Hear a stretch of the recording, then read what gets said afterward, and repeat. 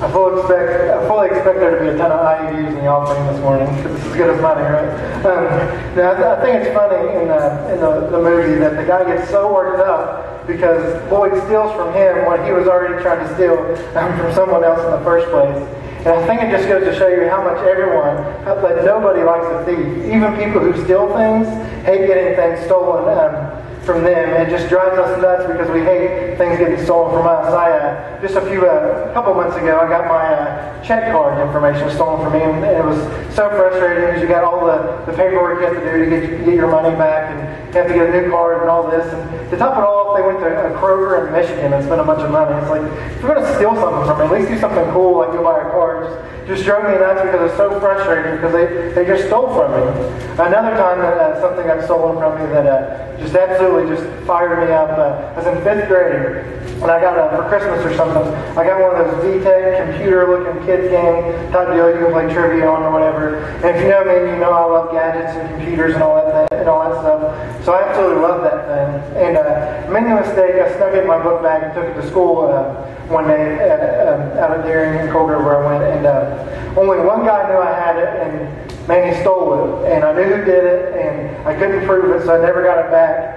And to this day, it makes me so mad that I promise you, if he was here, I'd jump off this stage and kick the guy in the throat. Even after all these years, it still fires me up so much. And then just a few weeks ago, I was here in South Point at a food fair just over here, and I was grocery shopping, and I'd missed lunch. And as you can tell real quick, I don't like to miss mini meals, so I bought a package of Little Debbie cake donut sticks. And I'll be honest with you, I think the donut stick is the most underrated Little Debbie cake there is. Never had it. Go buy a pack and eat them. You'll thank me later. But so I got one. I take one out of the box. I put it on my driver's side seat. I put the rest of the groceries in my back seat, put the box back there with it, and I go and take my shopping cart, little return thing, because I'm trying to keep costs down, So I go and take a little return thing. It's just like 2 parking spots down. And I walk back, and I go get my donut stick, and man, I'm pumped to eat my donut stick. It's not there. I look around thinking it may have fallen through a crack or something like that, and I couldn't find it. When out of the corner of my eye, I saw a guy pulling away. And I look, and there's this guy in a white car, and he's driving away, and he's eating my donut stick. The guy stole my Little Debbie cake. And I don't know about you, it's one thing to steal a man's possessions, like a debit card or a computer, and you get into stealing a man's woman, that kind of gets a little hairy. But to steal a man's donut stick is absolutely ridiculous. I was so mad. I'm still mad. I'd probably fight that guy if he came to church. I don't know. Well, violence, I'm sorry. But we hate thieves. I guarantee every one of us in here has a story about when someone stole something from you. Even if you're like 5 years old, it still drives you nuts. And you hate it because you hate a thief. We just hate someone that steals from us things that we feel like that were ours. And the thing about it, though, is as much as we hate thieves, every day, probably most of us in here steal from the people around us without even realizing it. In our story, a little while later in Acts 15, verse 36, Mark wants to go back on the missionary journey with Paul and Barnabas, and here's what happens. It says, sometime later, Paul said to Barnabas, let us go back and visit the believers in all the towns where we preach the word of the Lord and see how they are doing. Barnabas wanted to take John, who also is called Mark, with them, but Paul did not think it was wise to take him because he had deserted them in Pamphylia and had not continued with them in the work. Paul and Barnabas here were arguing over whether or not they should bring Mark back on the missionary journey with them. Barnabas wanted to, and Paul didn't. And you can't really blame Paul because Mark had kind of given up on him. He quit on him. But Barnabas wanted to give Mark a second chance. It goes on to say in verse 39 that they had such a sharp disagreement that they parted company. Barnabas took Mark and sailed for Cyprus, but Paul chose Silas and left. Commended by the believers for the grace of the Lord, he went through Syria and Cilicia, strengthening the churches. Paul and Barnabas' argument was so hardcore over Mark that they actually split company. Barnabas took Mark and went one way, and Paul chose another guy named Silas, and they went another way. And to me, it's so ironic that Paul doesn't want to give Mark a second chance.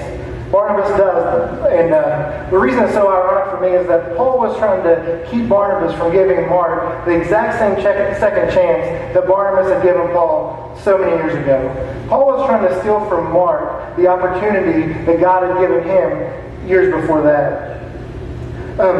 If you're like me, God has put a ton of people in your life who have helped you be the person you are today, helped you get where you are today. In my life, there have been people who have provided for me, that have encouraged me, that have challenged me, that have given me opportunities that I would never have had on my own.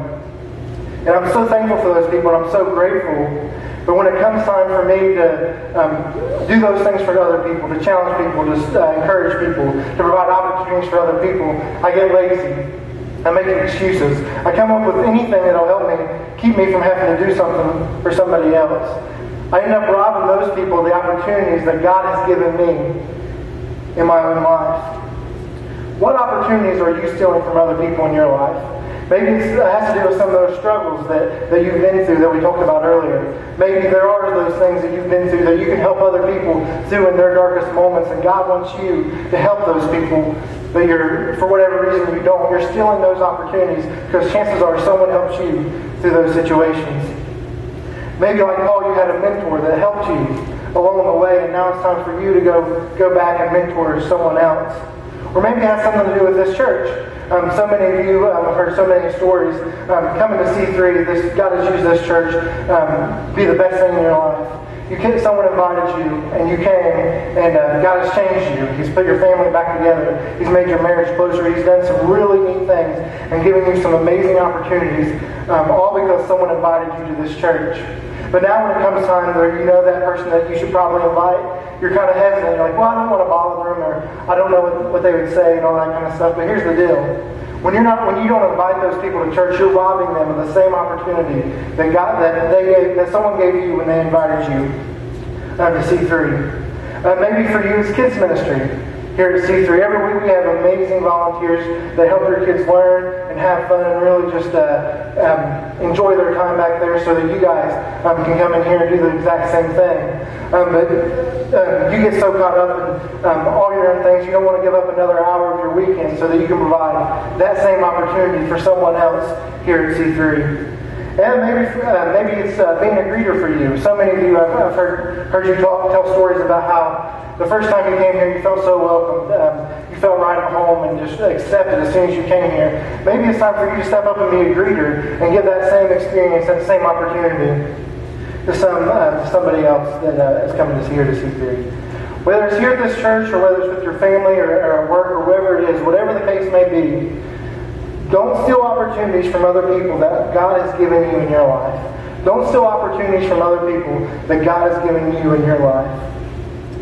Allow God to use you in other people's lives to make a difference. Take your experiences, the things that you've been through, the things that you know, the opportunities you've been given, and to borrow a phrase from Trent's message last week, pay it forward to those other people in your life.